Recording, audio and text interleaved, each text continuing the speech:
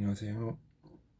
어, 플라톤 인문학 TV 원장 김성호입니다. 저 얼마 전에 요즘에 다시 한번 좀 보고 있는 봤던 책이 그 칸트의 연구평화론과 이승만의 독립정신이다. 그 책을 이제 얼마 전 봤는데요. 이건 단순히 이승만을 보기 위한 것이 아니죠. 아니라 어떤 그 당시 세계 질서 속에서 민족의 선각자들이 생각했던 독립의 의미, 그리고 일단 주변 정세들을 좀 이해하고자 했던 했던 것이죠. 그리고 이 칸트의 영국 평화론을 보면 이승만 그가 왜 외교 독립론을 주장했는가라는 걸 이해할 수가 있어요. 칸트의 영국 평화론은 국가 국민이 자유로운 왕래와 어, 그를 뒷받침할 수 있는 하는 국제법, 그리고 국제법을 집행할 수 있는 국제연맹의 출연을 이야기를 하는 거죠. 그 칸트가 이제 그런 이야기를 하는 거죠. 이게 그 어떤 원리들 속에서 사실 국제연맹에 출연을 하고 어, 그 세계 질서를 잡아가고 있었단 말이에요. 그, 이제 칸트의 영국 평화론에 의하면 모든 독립된 주권국은 국제법을 준수해야 돼. 국제연맹이 제시하는 국제법을 준수해야 되는 거죠. 이 상태에서 개별 국가들의 사적 보복과 테러는 금지되어야 되는 거예요. 그러니까 국제연맹 속에서 국제법에 따라서 집행이 돼야 된다. 이렇게 얘기를 합니다. 그러니까 1차 대전이 끝나고 칸트의 영국 평화론에 따라 이 원리에 따라서 국제연맹이 결성이 돼요. 칸트의 영국 평화론적인 관점에서 보면 그 당시에 만주에서 펼쳐지는 무장 독립 투쟁은 개별 단체의 사적인 보복으로 보일 수 있다는 거예요. 이거는 국제연맹이 굉장히 금지하는 거란 말이에요. 잘못하면 이 독립운동이 테러로 보일 수 있다.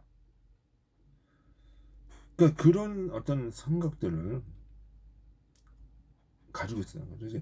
그러니까 안중근이 이토 히로부미를 암살 전에 했던 고뇌에서도 그걸 알 수가 있는데, 나는 테러범입니까? 독립운동가입니까? 라는 이 질문 속에서 자신의 행동이 테러로 인식될 수 있음을 보여주는 거죠. 칸트의 영국평화론에 의하면 테러는 전쟁이 종결되더라도 서로의 상처를 남김으로써 다시 전쟁이 재발할 수 있는 여지를 줄 수 있으므로 금지되어야 된다. 이렇게 얘기를 하고 있어요. 그러므로 암살 같은 잘못된 무장 투쟁은 테러로 인식되고 독립된 후에도 서로의 앙금이 될 수 있다. 이렇게 얘기하는 거죠. 이와 같은 관점으로 이승만은 무장 투쟁을 반대하면서 외교 독립론이라고 하는 것을 펼쳐지는 거예요. 단순히 그러니까 외교 독립론이라고 펼쳐지는데 그 외교 독립운동의 장은 단순히 그 미국이 아니라 어디야? 유엔이었단 말이에요. 이거 국제연맹, 그러니까 유엔의 전신이죠. 국제연맹이었다는 거예요. 국제연맹에서 이승만은 일제의 종교 탄압, 조선의 인권 문제, 신사참배의 문제를 들먹이면서 조선의 독립을 낙선한 거죠. 이게 뭐냐면 인권 문제라는 얘기를 하는 거예요. 국제연맹, 국제기구들이 중요한 게 뭐예요? 인권이죠. 자, 그러니까 그 당시에 일본은 승전국이었단 말이에요. 1차 대전 때. 그러니까 그 기점으로 단, 그, 단순히 일본하고만 싸운다고 무장투쟁만 하게 되면은 국제 여론이 안 좋아질 수 있어요. 그럼 우리는 어떻게 해야 되냐? 일본이 가지고 있는 국제법상의 문제들, 이거를 국제연맹에서 터트리는 거죠. 그리고 여론전을 펼치는 거죠. 그러면서 독립이 돼야 되는 당위성을 부각시키는 거예요.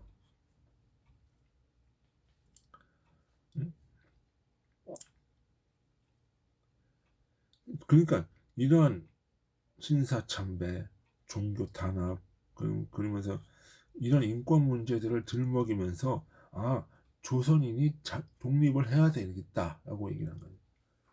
제가 여기서 조선인이라고 얘기를 하는 거는 그 당시에 나라가 없었으면 나라를 어떤 이러는 말이 없었어요. 이런 말이 없으니까 어떻게 돼? 서양 사람들이 그냥 조선, 독립운동가 조선이라는 말도 썼단 말이에요. 그래서 쓰는 거예요. 그 나라 사람들이. 그러니까 단순히 조선이라는 말을 쓰는 것은 조선 왕조를 얘기하는 건 아니죠.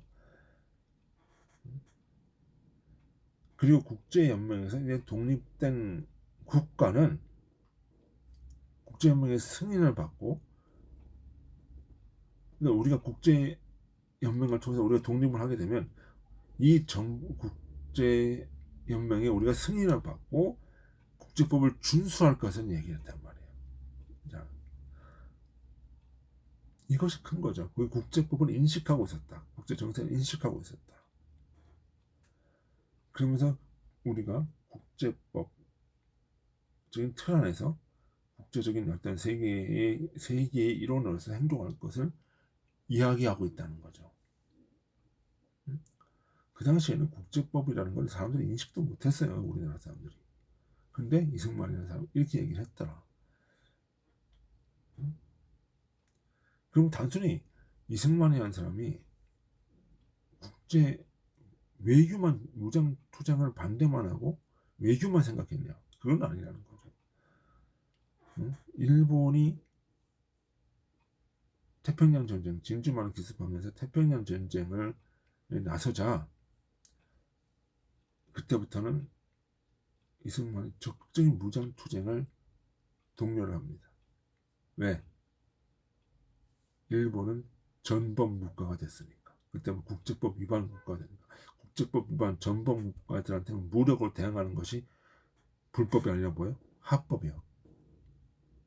방어권 보장 차원에서. 정당방위. 합법이란 말이에요. 그러게 어떻게 돼요? 많은 독립운동가들을 OSS에 투입을 시켜요. OSS라는 건 CIA의 전신이죠. CIA 전신을 투입을 시키면서 이 동남아에서 첩보 활동을 벌이게 해요. 그리고 뭐예요? 그 OSS에 들어갔다는 사람 중에 한 사람이 누구냐? 유일한 전 유엔왕의 회장이죠. 그렇게 전쟁을 하면서 또 한편으로는 뭐예요? 독립군 유엔과 미군과 영국군이 독립군을 지원하기 시작해요. 지원한다. 그거 하는 것이 뭐예요? 대인을 대독 포고를 하게 하면서 그렇게 했을 때 미군의 항공기 지원, 훈련 지원을 하면서 미국과 영국군이 독립군을 지원하면서 계획했던 것이 서울 진공 작전이죠. 물론 이것은 원자탄이 떨어지면서 일본이 급격히 항복하기 때문에 이것은 이루어지지 못했던 거지만 그것을 계획하면서 준비를 했던 거죠. 이런 서울 진공 작전은 메가더 장군이 생각하는 독수리 작전의 일환으로서 서울 진공 작전을 계획했고 그 계획했던 중에 그 이승만이 그런 외교적 역할을 지원하는 역할을 했다는 거죠. 그러니까 어떻게 돼요? 그러면 이것이 이런 이런 모습들은 우리가 해방 전에 이미 미군과 군사협력 관계가 이루어졌다는 얘기죠. 이것은 굉장히 큰 겁니다. 그것이 바로 무엇이다? 한미동맹으로 가는 주축적인 역할을 한다는 거죠. 그러니까 이런 한국과 미국의 군사혁명, 군사동맹을 맺을 수 있는 그런 관계가 형성이 되는 거죠. 그리고 이 관계를 맺으면서 뭐야? 이승만과 메가더의 유대가 형성이 되는 거야. 나중에 보면 뭐예요? 인천 상륙작전에 메가더 사령관이 와서 이거를 지휘할 수 있는 신뢰관계가 형성이 되는 거죠. 그것이 바로 한미동맹으로 갈 수 있는 틀이 됐다. 그러니까 한미동맹, 민주주의, 유엔, 그리고 어떻게 돼?